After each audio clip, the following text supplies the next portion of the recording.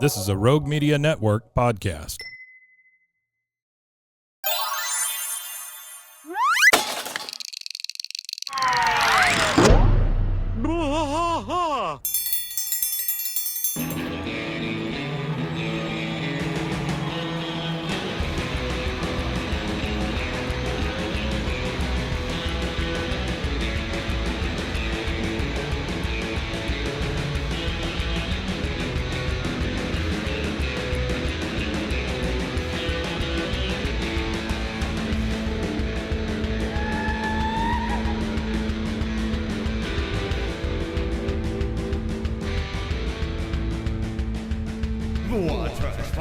Through the night, deep in the heart of Texas, the trailer park is nice and dark. Deep in the heart of Texas, Cat drinks his brew and he spits his chew. Deep in the heart of Texas, the TV blares but no one cares. Deep in the heart of Texas, here we go.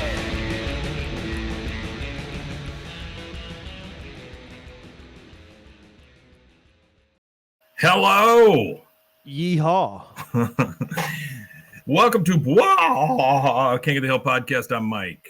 And I am Rusty. And I got to turn you down, Mike, because you were loud. Yeah, super loud. In my ear, yeah. No, well, so just sorry. On my end, because my board is. Well, I got really close to my mic, too. Yeah. Which is good, yeah. My board was super cranked up. So as we're alluding to, we are doing this one remotely. Remotely. We had a big punk. I'm not in Japan, though. He is not, nor am I. We are there in spirit.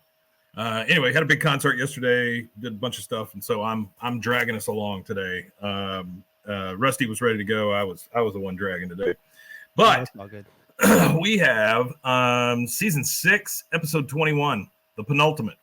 The penultimate. Yeah, we're almost to season 7 for those of you who haven't listened to us for very long or you knew it is. Season 7 is where I start to not really like King of the Hill as much as the first 6 seasons. So we're now entering what I like to call the gulag of King of the Hill rewatching. Oh, it'll be fine. Oh, it'll be fine. This is Returning Japanese Part 1, originally aired May 12th, 2002. In the year of our Lord 6 ABE 20 is what it was supposed to be. So they moved it down one. It was moved around. It was and shifted. then it's actually a 2-parter. So and it's so weird how they shifted the one that is the one right before the finale. That's really odd. I think it is kind of odd. But this is Cotton returns to Japan to learn that he has an illegitimate son. So spoiler alerts. There you go. The other thing I thought is since this is a 2-parter, it's basically one episode, but there's no bell, no yell up front. There is no bell and no yell. I guess they're saving it for the next one. They save it. I think that's what they did is they saved it for the next one. Yeah. Mm-hmm. So written by Mike Judge, Greg Daniels, and Kit Boss. Now I don't know who Kit Boss is, but if you want to look that up, Kit KITBOSS. Kit Boss. Kit Boss is a producer actually. So Kit Boss is from Michigan, but has worked on iZombie, which is a 2015 show. I remember that. It was like on a CW. Yeah. And has been a writer and a consulting producer for Bob's Burger. So oh wow. Okay. Done a bit for Bob's Burger and stuff like that. That's some pretty good skills right there. Yeah, good shows anyway. So we start up by we see the Allan bystander offices, which are in kind of an office complex. They are upstairs, and this is particularly the editorial ad sales department. Is what it says on the outside. Okay, that's specific. Now, yeah, and well, just wait. Down below them is Mail Serve Plus, which they do bulk mail, mailing lists. Anyway, I started to go down the entire sign, but there's a lot that company does below them. Yeah. But Peggy is in the editor's office, and the editor says, I've enjoyed your musings column, Peggy. I'm sorry our readers prefer more ad space, which, Lord, that's a cut. That's terrible. She says, so what's the new angle on travel feature you want to pitch me? And Peggy goes into this thing where, again, Peggy thinks she's the smartest person in the room, no matter where she's at. She says, okay, like many of us, I'm sure you're sick to death of reading travel pieces written by professional travel writers. Now, just suppose an average Texas family, mom, dad, son, were sent on a dream vacation to, say, a 5-star Hawaiian luxury hotel, seeing the beach, the buffets, the golf courses, but from their point of view. There's this huge pregnant pause, and the editor looks at her and goes, you couldn't possibly have thought you were the first one to try this, could you? So it kicks her ass out. She's like, nope, you're not the one. You're out of here. The next thing we see is we're grilling hamburgers. We find out that it is it's Memorial Day, and I don't know why it surprised me, but their house is decorated for Memorial Day. Hank's got that's not something that like that's not normal though. That's one of the things that isn't normal, guys. I mean, I appreciate veterans. I appreciate the joke. Yeah, fantastic. But boy, it is decked to the nines in like red, white, and blue stuff, like it's 4th of July. And Hank's got his Iwo Jima Memorial apron on while he's cooking. I mean, when I say they went all out, they went all out. They went all out, yeah, excessively maybe. So we got Hank, we got Peggy, we got Bobby, we got Cotton, Dee Dee, GH, Dale, Bill, Boomhauer. This is a big old party. Peggy says, so apparently us enjoying ourselves in Hawaii is not enough of an angle. She's talking to Hank as he's flipping burgers. But I do think I can get a ticket to Jamaica to explore the world of Rastafarian gangs. What? I don't know. She's a fucking idiot. Or the world of Rasta. That's a sentence. Rastafarian gang. Crazy sentence, yeah. Hank says, I already picked the country for our summer vacation, Peggy. America. And the state, Texas. And the town, Denton. Man, what a letdown. That's a rough vacation. Down to you can't even call that a vacation, honestly. He says, I don't care what the police did to that cyclist. It's still a good town. And he goes inside through the sliding doors. And Peggy says to herself, great, Denton, gateway to Durndal. I feel your pain on that one, Peggy. All right, so they're all inside. They're eating their burgers. Cotton's there. He's dressed in his whole uniform. Sitting there with his little bitty legs propped up on the couch. And they are watching Heroes Reflect, Remembering World War II. And this is they're kind of sitting there, and Dale is standing behind the colonel, of course. Memorial Day, a day when our war heroes are honored even by the most liberal of media. Cheers, Colonel. And the guy on the TV, lots of black and white old war footage, says, now, more than 50 years after VJ Day, the men of the greatest generation have a new mission. But instead of bayonets and bullets, they're wielding reflections and forgiveness as they return to the battlefields of their youth, confronting the haunting memories that they've tried to leave behind. Cotton is just like, he's squirming through this whole thing. He's not very happy, yeah. And then he turns the TV off. And Dale says, perhaps the colonel will delight us with a war story. Personally, I'm in the mood for an eye gouging. Cotton gets up and says, no, I don't want to talk. I don't want to talk no more about the 50 men I killed. He storms right out. Hank says, well, I mean, that's odd. My dad loves telling his war stories. Usually we're pulling him off whatever sorry sap he's got playing Admiral Tojo. That is pretty funny. Bill says, that's how I ripped the other pair of pants I used to have. Bill is a friggin' mess as a human being. That's terrible. I think we proved that in the last episode. Dee Dee comes up. She said, Hank, I'm worried. Cotton's been acting very stressed all week. Maybe you could take him out for some guy time. Nothing gay, though. Why does she think Hank's going to do anything gay with his father? I don't understand that at all. Hank says, I don't know. He'll want to go to a strip club, and he always tips the girls to put their whatnots on my head. Dee Dee, as soon as he said that, I could picture it in my head like this. Dee Dee says, Hank, he's please, wildly outrageous. Something's troubling him. He needs his son's help. He goes, my dad needs my help? And boy, he's got this big grin on his face. He is ready to help out. So then we go to the alley with all four guys, Hank, Boomhauer, Dale, and Bill. And, of course, Dale with the first idea, how about a fun day at Six Flags? We can ride roller coasters and give them the finger when they take our picture. Hank's a little pissed off about that. He goes, hey, you know my dad is too short for roller coasters. He only comes up to here. Holds his hand up to about 5 foot tall. Dale coming back said, oh, John Redcorn set up a new age healing center out by the highway. I bet he's got a sauna. We could all go for a steam. Hank says, yeah, maybe my dad will let his guard down and say what's bothering him. I don't know why Hank's so worried about it. Or maybe he won't. Yeah, no shit. I don't know why he's so worried about his feelings. Bill, and I could stand to sweat off a few pounds here and here. Yeah. He's putting it down. And Dale looks at him and goes, "What are you talking about, Bill? You look great." I don't understand that interaction. And then he says something. He says something else about Bill later when they're trying to break into Hank's house, and it goes along the same lines. All right, we are Bill, Dale, Hank, and Cotton. They go into, this is what the sign reads: John Redcorn's New Age Healing Center and tax-free cigarettes. So they go right. Oh yeah, because have we done that episode yet? Yeah, Where he has got that little piece of land. Yeah, so he's got the little piece of land, and I imagine that it's probably like zoned as a like Indian reservation, so he's able to sell things for tax free on it. Yeah, I think that's kind of funny because all he has is that little spot on the center of the highway. It's New Age Healing Center. He's onto something though, because he's at like a split in the highway. So it being at a split in the highway, if he set up like a travel center right there, he'd make $100. $100. All right, so at least 100 anyway. They're heading in, and Cotton says, "They got any geishas? They got any geishas in this crap hut?"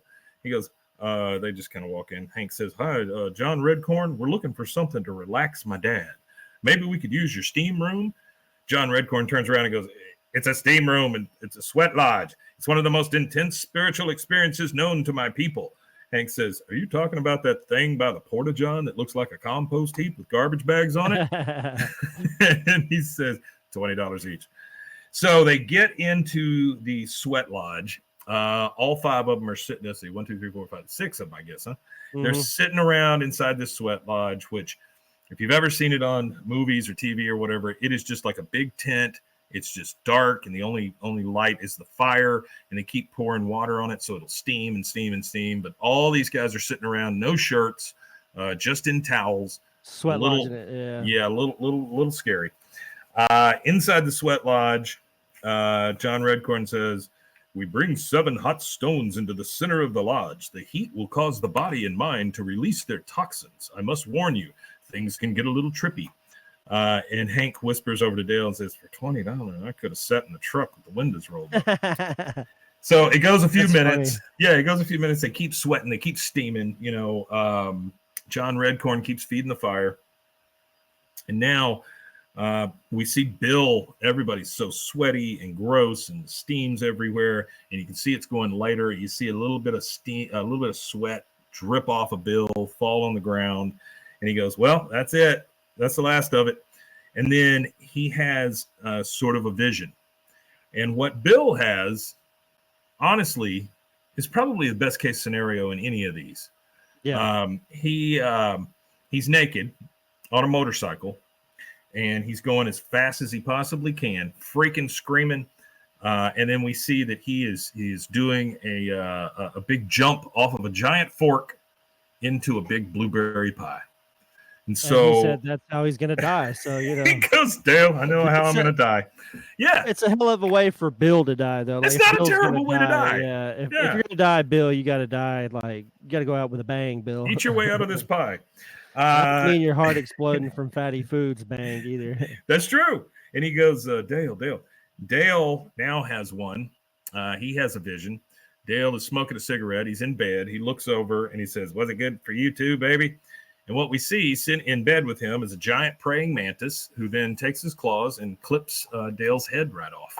And he goes, "I wonder what that means." Then we go to Hank. Hank has a vision. In his vision, him and Cotton are equals.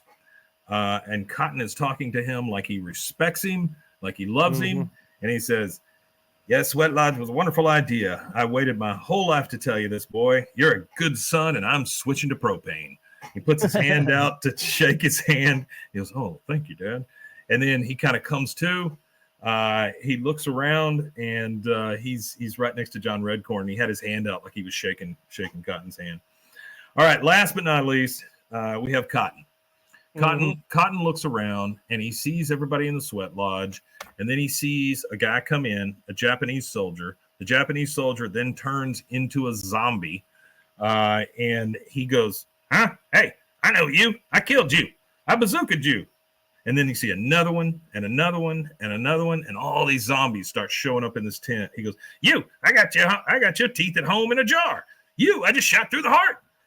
He freaks out, gets up, runs out of the tent. Yeah, he's running away from these visions and these Japanese zombies that he's seeing. And Hank runs out after him and says, "Dad, are you okay? Get your pruny hands off of me, boy. I'm fine. And next time you want to show me a good time, stay the hell away." And he just storms off, and you get a sad, sweaty Hank. Yeah, very sweaty, very sad. That's two Very terrible sweaty combinations. Yeah, especially for Hank. Now we're at the Casa Linda apartments. It is Cotton looking through some old things, kind of sitting on the floor, looking through like a Foot Locker. We find out Bobby's there also. He comes up and says, "Grandpa, I heard you had a rocky day, so I brought you a pint of Rocky Road." I mean, that was pretty sweet of him. He brings him some ice cream. He sees Cotton looking through some stuff, and there's a picture of a Japanese lady, and it's an old black and white picture. So she's kind of almost geisha'd up, she's got the silk robe and stuff like that on, got her hair up. He goes, "Who's that? Lady you saved during the war? She's pretty." "I didn't save her. I killed her husband. He was a Tojo. Ooh. Took his wallet off. It all started then. Yeah, he kills her. Killed a Tojo. Took his wallet off his body. Spoils of war." I don't know that that's the way it works, Cotton. I don't think that's true either. Yeah, I don't think he killed anybody's husband. Well, he might have, but I don't think that particular is how he got that. I don't think he was one of the 50. Bobby says, "You sure you don't need some ice cream?" He goes, "I don't know what I needs anymore. Boy, I'm feeling bad for things I've done to the Japanese." He goes, "You mean like stealing from dead people?" Bobby's got a point. He goes, "Oh, you can't imagine. You're just a boy. I got to get back over to Japan and apologize. But how am I going to get there? I got no shins. All my money goes to the baby's mouth mush and your step-granny's booby payments." That's a wild sentence. That is a hell of a thing to say to your 12 or 13-year-old grandson. Well, I think it's a hell of a thing to say about baby food, like just how what he calls baby food, all that. Yeah, mouth mush and step granny's booby payments. That'd be a great band. That's a good band name. Step Granny's Booby Payments. That would be a funny shirt with just like that would be a great just like on your chest where your tits are at or whatever. It's just like the silicone implants on the shirt. Yeah. And then it says your Step Granny's Booby Payments. Step Granny's Booby Payments. All right, we're now at the Hill House. We're in the living room. And Bobby comes in, he says, and he's talking to his mom because it's him and Hank and Peggy. He goes, and you can tell the bystander it's called The Widow in the Wallet, where once the soldier killed, he now makes peace. How about it, Mom? She thinks she thinks for a second. She goes, "Wow, there's really no story at all there." I mean, she's what a turd to her kid. Yeah, she's shit. So Bobby walks off and he's kind of sad. And then Hank says, "Oh, and I sat next to that man in the sweat lodge wearing nothing but a towel, boxer shorts, and a bathing suit. And he goes and spills his guts to Bobby." Number one, let's talk about the fact that Hank can never be naked.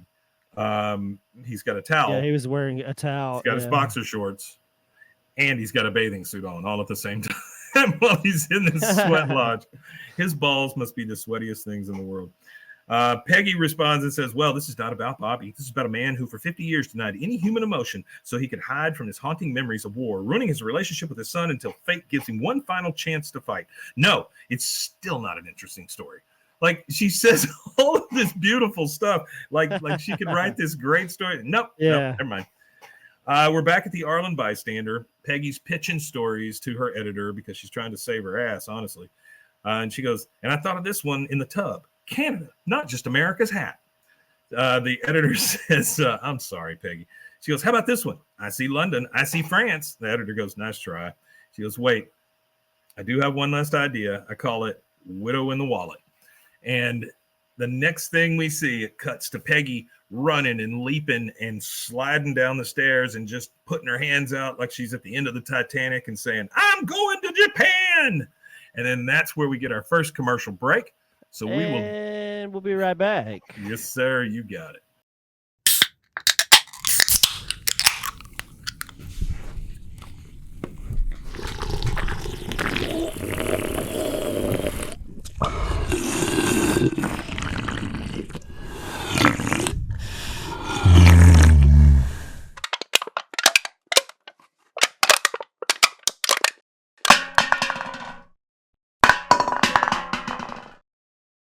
And we are back. We're back. We is back. You know what? That's the one thing I don't like about not recording in the studio is that usually that's where we banter. That's right. We usually have Yeah. something going on. Yeah. Yeah.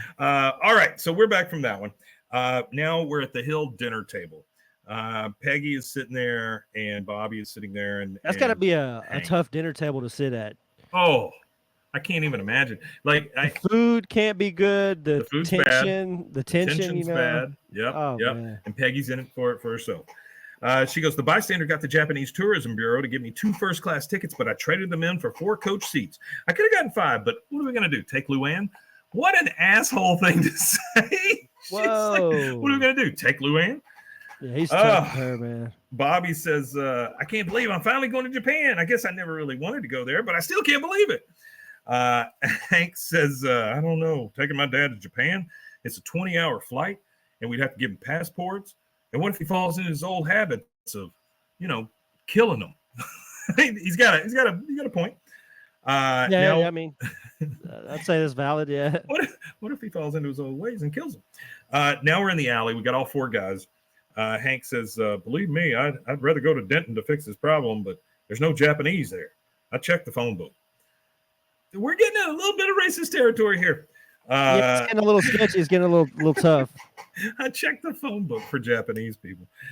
Dale says, I have no formal opinion on the Japanese. I know that must disappoint you. Hank says, would you fellows mind taking in my newspaper while I'm gone? If I let them stack up, it's just like telling the burglars, please rob me since I make enough money to subscribe to a paper. Dale says, may I suggest we put the case. We put in case the criminals check your odometer, we put 10 miles a day on it. He goes, no. So we go to them packing. They're all packing up. So it's Bobby, Hank, and Peggy all packing their suitcases. That's actually a hard country to get into. They got a lot of they got like a pretty, I say hard, it's not like super hard. It's just the red tape of it. There's like a lot of red tape to get in there because you have to have a visa and you have to go through like the process where Americans can generally travel pretty easy to most Western nations. That's one of the more difficult places to get into. Huh. No, I didn't know that. I didn't know it was so hard to get into it. Yeah, it's just like a red tape thing, and the more money you have to like fight the red tape, the better. But like they don't really, I don't know, they're finicky with foreigners over there. Like like if if you're drunk at a bar and a Japanese guy hits you, you have to just eat the punch and just take it and call the police and not fight back. Because if you fight back, whether he started or not, the Japanese police are like, well, you attacked a Japanese, you hit a Japanese citizen, so you're in trouble like with them kind of thing. So it's like you got to eat the punch and then call the police and let the police deal with the situation. That's crazy. Yeah. But I mean, I guess I understand. It's valid. It's valid. Yeah. They're a nation that was forced to be a part of the world, so they don't really like, a lot of strangers being weird in their country. I can get that. Bobby comes into the room holding a big stack of something called pork pockets, and he puts them in his suitcase and goes, "I hope they can get through security." Pork pockets. A pork pocket actually in reality, in real life, is what they do in jail when they sew like a little pocket on the inside of their clothes. They call them pork pockets because they'll use them to steal food out of the like cafeteria when they're eating. They'll pack food into their pork pocket, and then they would take food back to their bunks or whatever. Well, I mean, tell me they didn't know that. I mean, they've got to know that when I'm sure they do. These things fucking pork pockets. Yeah. Hank comes in and goes, "Okay, I'm packing forks for the family. If anyone loses their fork, we may not be able to replace it. So be extra careful." Why is he so worried about forks? Yeah, I don't know. Yeah. Bobby says, "Will my pork pockets work in the microwaves?" Of course, Peggy, knowing all the answers, no, they will not. It's a different frequency. I don't know if that's the way that works, Peggy. I don't think that's how it works. There is now with you should know this, being a tech guy. There is 3 different types of ways that TV signals are received. There's NTSC, which is what North America uses. There's a European one, PAL, PAL, and then there's one that's specific to Japan. I think Japan uses PAL too, but they all have their own formats. So like you can't you can't hook up like an American VCR player to one of their things without something that changes like the megahertz or whatever the hell it is, the frequency stuff. I used to have a Sega Dreamcast, and when they first came out, one of the big things was you could go online and download games. That was like the easiest. Sega Saturn and Sega Dreamcast were like the last two disc games that you could really just bootleg in mass. Well, and the nice thing about the Dreamcast is you could leave the top open and it would still load. So that meant that you would burn this disc that would allow you to then run all these games that you downloaded from somewhere, right? Some of them were just garbage, and it's hard to play Seaman without all the stuff and the things that came with it and things like that. So, but one of the things was I got to play a bunch of Japanese games, but all of those guys would have to take those Japanese games and then convert them, because they were using different frequencies and stuff, and so they would have to burn them and make them into regular files that we could then torrent, download, and burn onto a CD. But one of my all-time favorites was a Japanese wrestling game, and it's because you could play as Leatherface from Texas Chainsaw. Oh, that's awesome! Yeah, my favorite Sega, the real Japanese wrestler, by the way. Yeah, was Power Stone. Power Stone. Which one was that? It was like a 3D fighting game. You're in like a 3D world or whatever, and then your power thing at the end was called, like, you had like a power stone that you'd collect these stones and they go to 1 while you were fighting, and then you'd have like your ult move or whatever. So it's almost like a Avengers thing, like the glove, where you had the stones in it and you had to have them all to make it do a thing. Loosely, yeah, something like that. That's the same kind of idea, yeah. But every character had their own like power move, and you would collect the stones to make the power stone to do your thing. I could be butchering that game completely, but it is a fighting game. That's for sure. I watched a video, and I'm sorry, we'll get right back to it. I watched a video last night about the most controversial video games ever, and there's a lot of them. Rusty says, "What's up, dogs?" Arthur says, "We met Tanya in a little late." That's okay, Arthur. No big deal, man. That's all good. We're all over the place today, so our time kind of got screwed up. All right, so let's see. Where is we? We're packing. Luann comes. Oh, hold on. I don't mean to interrupt you. No, you're good. I had to remember the character's name. So there was one character that I liked to play with the most, and it was because the name was really funny. He was an aspiring chef and a martial artist. His name was Wang Tang, and the reason why I liked him is because he had his power fusion move resembled like Super Saiyan things, and then he had 2 moves that were or whatever. Yeah, kind of like that. And he kind of looked like it too, like kind of similar kind of thing. But he would do 2 moves that were based on Goku's moves, which was the Kamehameha and the Spirit Bomb. But he had 2 different moves or whatever that were similar to those, and that was the one I liked. Yeah, that's cool, man. I love playing some of those old games, and every once in a while, I'll go grab some torrents or something. See if I can't find a way to play them on because I've got some old school controllers.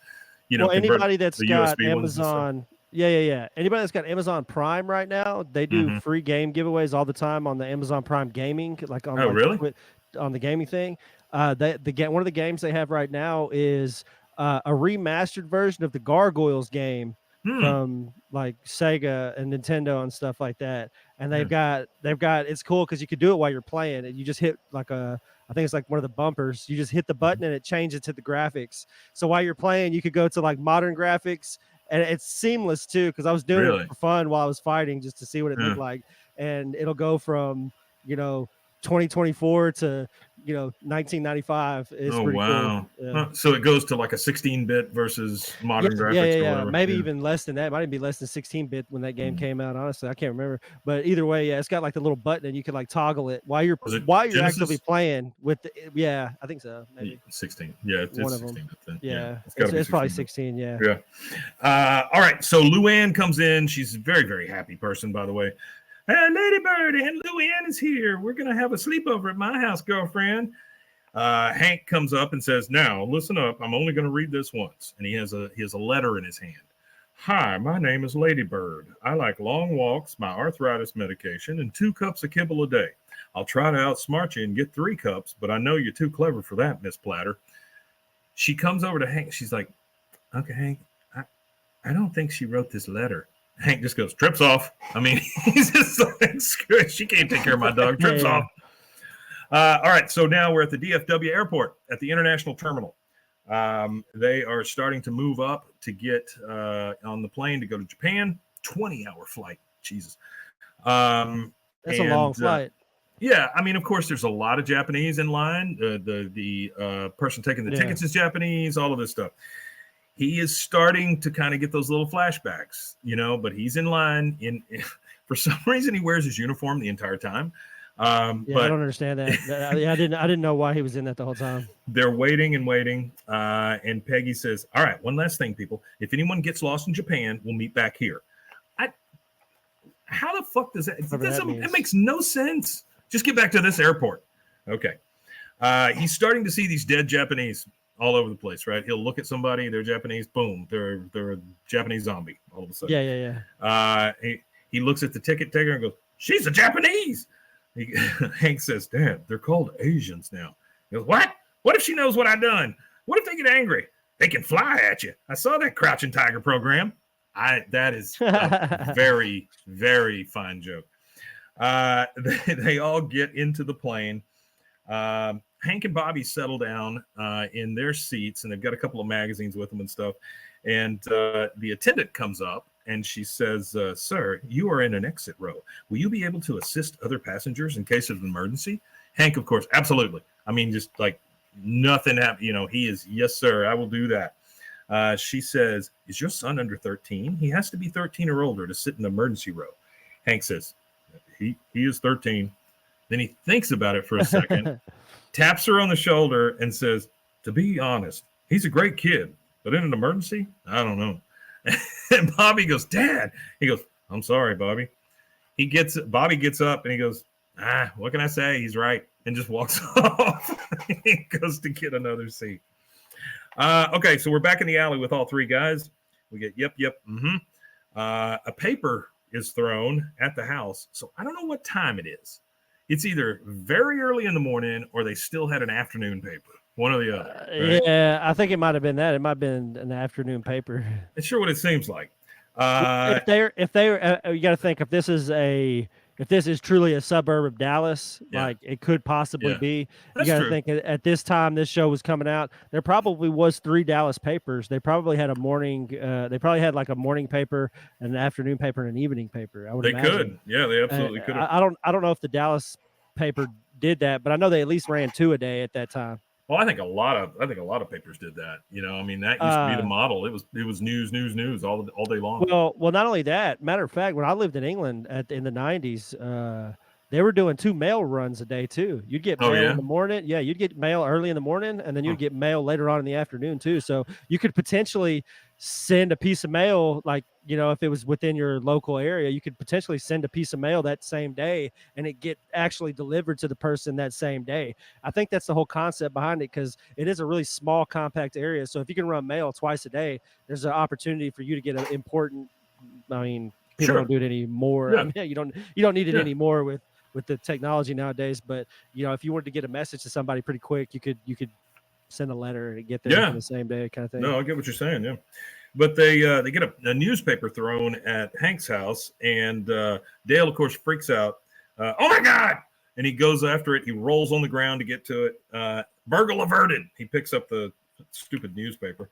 He goes, but for how long? We should turn on the lights to give it a lived-in look. So he and Bill start casing around the house. They go to the sliding glass door. It's locked. Mm-hmm. Then they go to the windows. Tries that. Also locked. He goes, this place is just begging to be robbed. Give me your shirt. And Bill, he says, give me your shirt. And Bill goes, okay. I mean, just that fast. It's like there's no hesitation, no anything. Bill has no fucking clue what he's doing. Yeah, Bill don't know much of anything most of the time. Takes his shirt off, hands it to Dale. Dale uses it to break a window, and then hands the shirt right back to Bill. Looks at him and says, have you been working out? So they're in the house at this point. They've broken a window to get into the damn Hank's house. Only they could say, we're going to break a window so that we can keep your house safe. All right, we're in the plane. Peggy is next to Cotton, and she's got one of those like little recorders, like little audio recorders. We used to memo the note-taking thing, whatever. Yeah, And she's talking into it. It has been 50 years since World War II ended, but one American GI faces the battle of his life, finding the widow of the soldier he slaughtered and then pickpocketed. This is his story. She points the thing at Cotton. He says, and he doesn't want to talk about it. The end. She says, all right, look, I would like to polish off this article before we land so I can enjoy my vacation. Okay, number one, that's shitty, Peg. That is pretty shitty. And she goes, now you've killed Germans, you've killed Japanese. Which do you prefer? And gives him which do you prefer? He storms off. He says, I ain't answering no more questions. So he storms off. Now we are over in the seat, and Hank is now sitting next to a different guy. This guy, he's dressed up kind of like a pilot, but he is drinking quite heavily. It is a 20-hour flight. I do not blame the guy. He should be drinking heavily, and he should go to sleep. But Hank looks at him and goes, sir, I love beer too, but we're on duty. The guy looks at him, just kind of looks away disgusted. He goes, you're out of here, and pushes the button. He's just going to get rid of this guy. Peggy runs up and goes, Hank, your father is acting like a maniac. He's just sitting there with his mouth shut. That's not acting like a maniac, but okay. I forgot to mention this. The film that they show on the flight to Japan is Pearl Harbor. Yes. We get to that in just a second. He says, so he gets up and he goes, okay, I'll go sit with him. You keep an eye on Hugh Hefner here. And that's the way he says, he said, Hefner. So now we got Bobby with headphones. He's sitting next to a Japanese guy. They're watching the TV and the in-flight thing. And the guy on the in-flight says, for your in-flight entertainment, we present Japanese language movie Haiko. And you just see a guy in a raft, right, in the middle of the sea. He goes, a comedy about a bus driver who is frequently late. And the Japanese guy kind of chuckles, and Bobby looks at him like, what the fuck is this? Then he says, followed by our English language selection, American blockbuster, Pearl Harbor, starring Ben Affleck and Kate Beckinsale. And then it goes to the movie, and it shows Ben Affleck kissing her, and he goes, war is not forever, but love is. And then a bomb comes down and blows them all up. I'm not sure that's the way the movie went, but I like that. Yeah, for sure. So now we go. The Cotton is kind of watching the TV as this happens. He is starting to freak the hell out. Yeah. Why did it get so goddamn hot? God dang, I can't breathe. He looks around. Everybody starts looking back at him. They all look like Japanese zombies. He goes, move your seat up. Ain't got no room. Start banging on the seats and stuff. Hank finally comes over. Dad. He goes, we're surrounded. And then one of the attendants comes up and says, sir, if you don't calm down right now, we're going to have to land the plane in Hawaii. I'm required to issue only one warning before I taser you. Hank says, it's okay. He's having a war flashback. Help get him somewhere safe until he calms down. We then go to that beautiful view of Arlen, that overview as the sun's rising and all that stuff. What is that? Archer? The Wes Archer, yeah. He puts that cinematic spin on some of these. Yeah, it's really shots. Cool. Yeah. Yeah, no, he really is. He's really great art director for sure. And we go inside of Luann's house. Lady Bird is laying there sleeping. And she goes, snack time, Lady Bird. Sorry, your hard-boiled egg is an hour late, but you're so old you probably forgot. She goes, Lady Bird. Lady Bird just lays there. Lady Bird. She just lays there. Oh my God, what have I done? She's dead. She drops the boiled egg right in front of Lady Bird and runs out. Then Lady Bird wakes up, eats the egg, goes back to sleep. Now we're at the Tokyo airport. They are coming down the chute. They're, off the plane. We overhear, we hope you enjoy your stay here in Tokyo. The local time is 7:33. They all get up and they're ready to come off of the plane. And Hank stands up, kind of stretches. Peggy looks over it and goes, be careful. He might have shifted. And then Hank opens the overhead. Cotton falls out onto the floor, and she goes during flight. Now they're coming down the chute, ready. They're coming out of the plane finally. Cotton's like, are we in Hawaii? He goes, no, Dad, we drugged you. We're in Japan. Look, I know coming back here must stir up all kinds of feelings and whatnot, but the war was a long time ago, and I'm sure it's not on anyone's mind. And he kind of looks out, and then all of a sudden we see a reporter a bunch of cameras, all kinds of stuff. And the reporter says, Colonel Hill, I am Kenshi Teramura from Kyoto News Service. Tourist board told us all about your big heartfelt apology to aged Japanese widow. He goes, they told you? No. He goes, yes, we go with you to meet her. You apologize. She will cry. We will edit it for broadcast purposes. That is the process. He said, no, you can't come. It's private. Fall back. And then he pushes on the camera because they got the camera right in his face. He storms off. He goes down the chute and he's going back towards the plane. Peggy says, there's nothing to worry about. He's just fighting his urge to kill you. And that is the second commercial break. Whoa. We'll take that and we will be right back. There it is.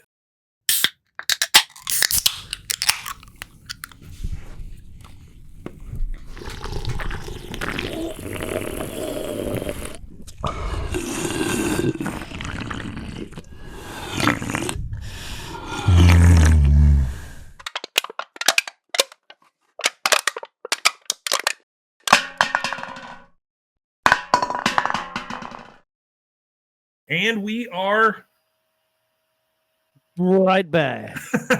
There it is. All right, so we're back. Cotton has now gone back to the plane. Peggy has reassured everybody that he's just fighting his urge to kill everyone.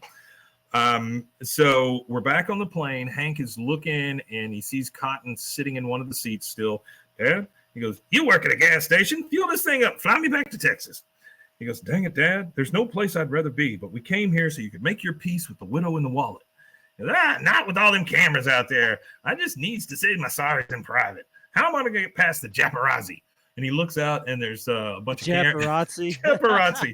Oh, There's a man, bunch of terrible. There's a bunch of people out there taking pictures and stuff. Hank shuts the window on the plane. He goes, Hank, you got to help me. I don't want that poor widow to think I came over here just to be a Japanese TV star. The next thing you see is Hank coming down the chute out to where everybody's at, but he's carrying a giant, very heavy duffel bag, assuming Cotton is in there. And he says to the reporter, yeah, so my dad's still on the plane. He had to use the lavatory. He said he might be a while. You know, he's so old. And the reporter goes, oh, my father also struggles with the shame of incontinence. I just love that. He goes, well, good luck with that. And they all, the reporter and the cameraman and all those people, they all start going down the chute back to the plane. Peggy goes, Hank, I don't remember having a duffel bag on the plane or even owning a duffel bag. And then from inside the bag, you hear a muffled, Hank, you just keep the other bag of yours shut too. So even when he's in a duffel bag being carried by Hank, he's insulting Peggy. We come to the center of Tokyo and they are in a taxi. They're coming down the big, it's almost like the Japanese Times Square in Tokyo or whatever. Bobby's looking out the window. Good God, that is the biggest Hello Kitty store I've ever seen. They pull up to the Hotel Tokyo. Peggy and everybody gets out. They go inside. And, of course, it's Japanese. Shitty peg again. Shitty peg again. It's Japanese decor, you know, because you're in Japan, Peggy. And she goes, you can really see the Japanese influences. Well, no shit, lady. No shit. All right. So now they are going up to their rooms and Peggy and Hank tend to fight quite a bit with the keys for rooms at hotels. And so he's putting it in and trying it and it's locking back and she's egging him on. Now, Hank, now. Oh, Hank, I'll do the handle. You do the card. Ready? And they start jicking back and forth trying to do it. And then now, and then they finally get in their room. It is very, very small. There's a tiny little couch. There's a sink. And then there's a big wicker wall at the back. And it is a very, very small room. Extremely small room. And don't tell them. That's next time. I'm not gonna say anything, but yeah, it's an extremely small room that would make you question, dang, this is one of the crappiest hotels I've ever been in. Yeah, you would think so. Yeah. I mean, this is like it's like the privacy, waiting, no space, it's like a waiting room at a bad dentist office or something, right? I mean, yeah. She goes, Peggy looks around and they all look around and Hank goes, good Lord, they build transistor radios bigger than this. Bobby goes, where are we supposed to sleep? Peggy says, pull out sofa. Yes, I called it. Like she called it over her family. She says, Hank, you can share the bed with me as is local custom. Well, yeah, everywhere. And Bobby, you can sit at the desk and sleep like you do at school. What kind of plan is that? That's a terrible plan. All right, now we're Terrible plan. we see Dale and Bill. They're outside of Hank's house. They're polishing the new window they put in. He says, "Job well done." Bill looks inside and goes, "Yeah, but now you can see how empty the house is." Dale says, "I have an idea." Now we're inside of Hank and Peggy's bedroom. Dale is dressed up like Hank in his work shirt. Bill, of course, is putting on Peggy's dress in the background.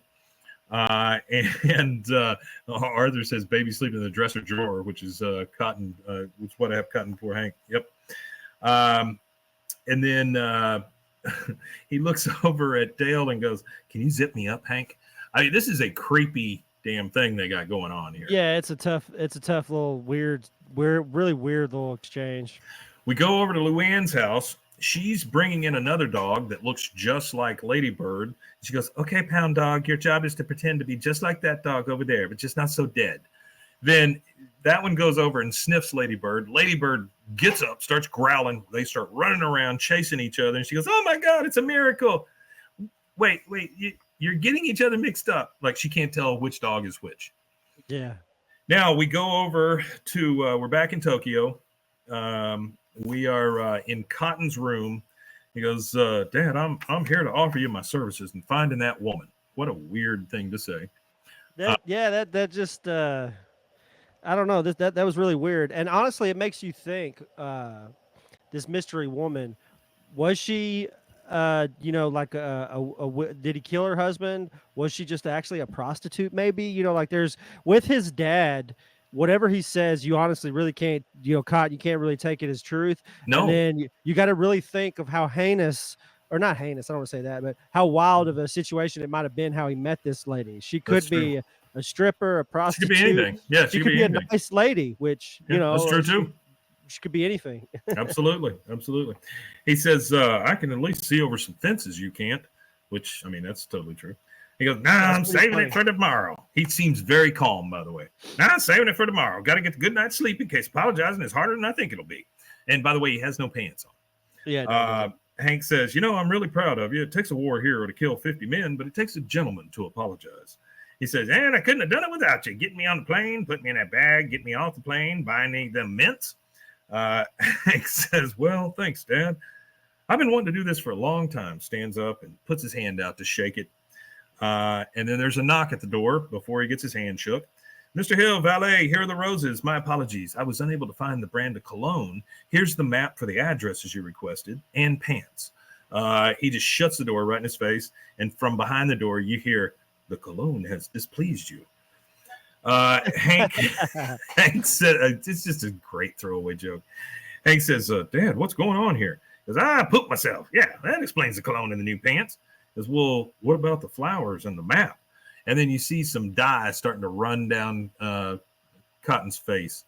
Yep. He goes, "What you dyed your hair?" He goes, "It's shoe polish to make me look younger." He goes, "Good Lord, the wallet woman isn't some mystery. You slept with her, didn't you?" "A lot." "Did you even kill her husband?" Wasn't married.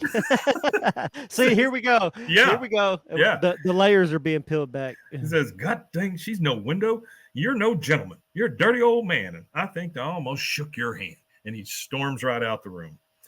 Now we're in Hank's room with Peggy and everybody. And he goes, "He drags us halfway around the world so he can go on a wild scooch hunt."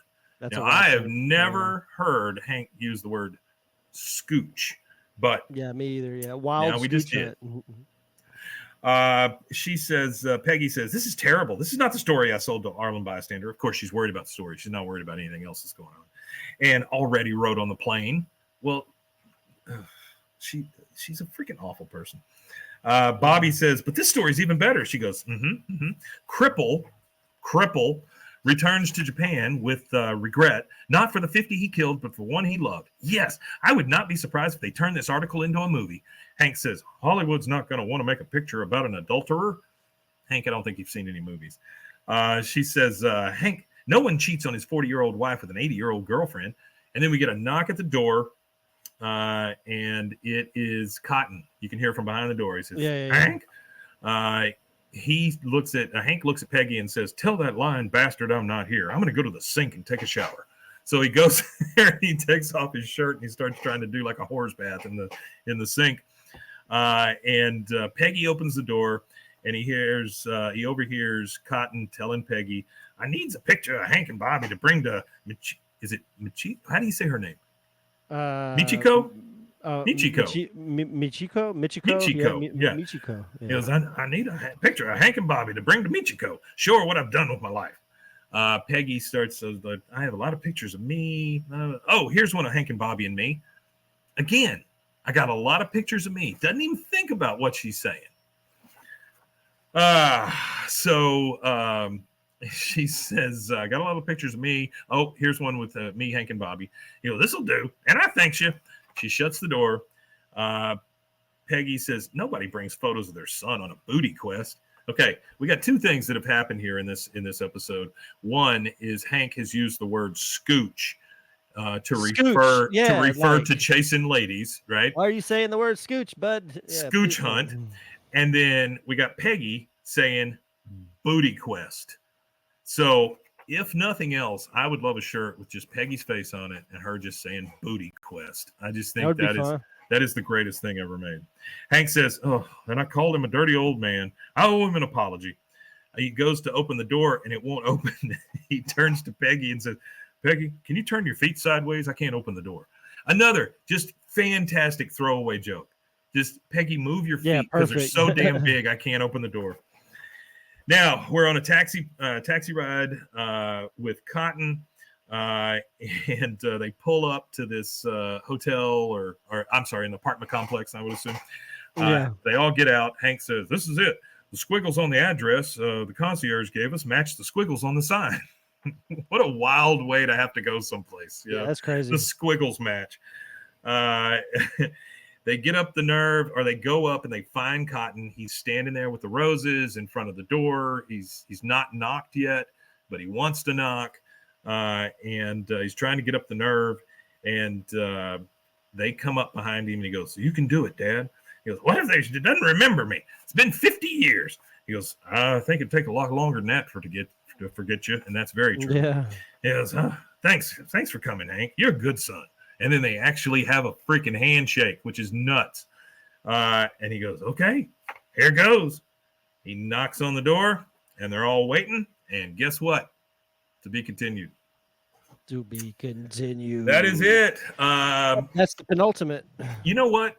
I'm sorry. I screwed that up, Rusty. That is not the end. What happens is the door opens up, and who do we see? Oh, Junichiro. We see Junichiro. We see Hank. They see each other. And we just get, whoa! Yep. And it is going to be continued. We get the credits. Everything goes the same. And then after the credits, we hear, the cologne has displeased you. And that is it, man. Yep, that's it. That is season 6, episode 21. And that is a 2-parter, and we will have the second part of Returning Japanese next week. You want to tell them where they can find us? Yeah, you can find us at BWAAKOTH, and you could email us at BWAAKOTH@gmail.com. That's 3 A's. Also, we'll have a link in the description of this episode for my GoFundMe. We're still trying to get me some citizenship, so I'd appreciate that if you could share it or pass it along or donate whatever you can or can't do. I appreciate it, and I think that's it, Mike, unless you got something. I really don't. We had a great music show here last night here in Waco. Yeah. Lots of kids turned out. We had probably 200 kids that showed up, which is great. They didn't really have an outlet to just kind of go nuts and had a bunch of punk bands and heavy metal bands and stuff there. Spent about 8 hours there yesterday, hot, tired, but I want to thank everybody involved. I would be hot and tired too if the Detroit Lions just put a whooping on my favorite football team. I'm not worried about that. I don't even watch that crap anymore. Hey man, it was bad, dude. Like 50 something points to 14. Yeah, it's terrible. It was a little rough. Lions going to the Super Bowl though. I think they might be Super Bowl ready. We'll see. They got to make it through the season. All right. Well, guys, we want to thank you very much for being here. Thank you so much. We always appreciate you showing up. Thanks for you guys who hopped into the live. Artie, once again, thank you so much. Appreciate I want to put a special thanks out to my buddy Casey Jones. He was there all day with me yesterday. Dude cannot show up enough for us. He is. He's Yeah, the best. Casey is a supporter. Yeah, Very good guy. Gotta love some Casey. No kidding.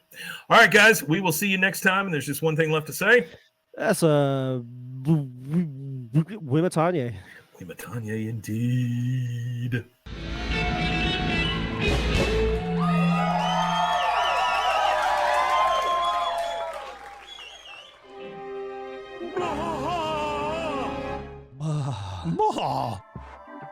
This has been a Rogue Media Network production.